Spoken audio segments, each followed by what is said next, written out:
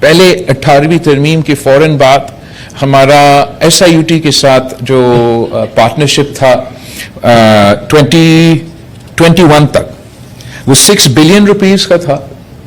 اور آج as we stand in 2025 وہ 21 بلین روپیز تک پہنچ چکا ہے. اور اس پبلک پرائیویٹ پارٹنرشپ کے نتیجے میں جو کام SIUT اکیلے کر سکتا تھا یا الگ جو کام سندھ حکومت اپنی طرف سے کر سکتا تھا, we've managed to expand the scope of what we've been able to do. And I'm really proud today that not only are we inaugurating this facility here in Karachi,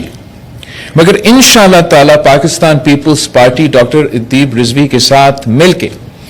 SIUT کو گجر خان, سرگودا, رحیم یار خان اور DI خان میں بھی ہم ان کا facilities کھولیں گے.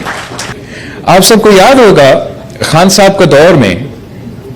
کہ ہم نے یہ ہاسپٹلز لیے,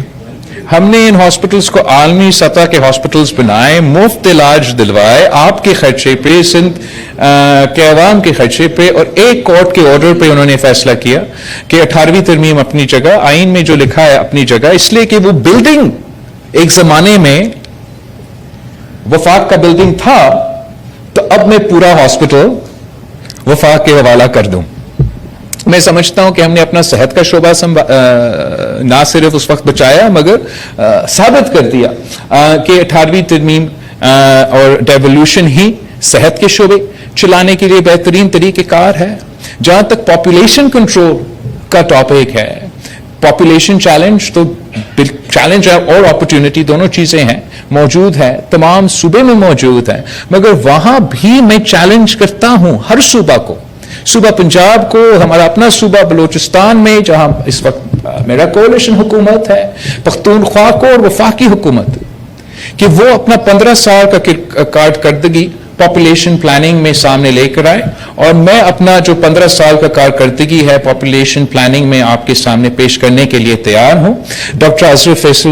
پیچو صاحبہ نہ صرف صحت کا شعبہ سنبھالتی ہے پاکستان پیپلز پارٹی کے لیے مگر پاپولیشن پلاننگ بھی سنبھال رہی ہیں, اور میں ایبسولوٹلی یہ کہہ سکتا ہوں کہ ملک بھر میں سب سے زیادہ ترقی پسند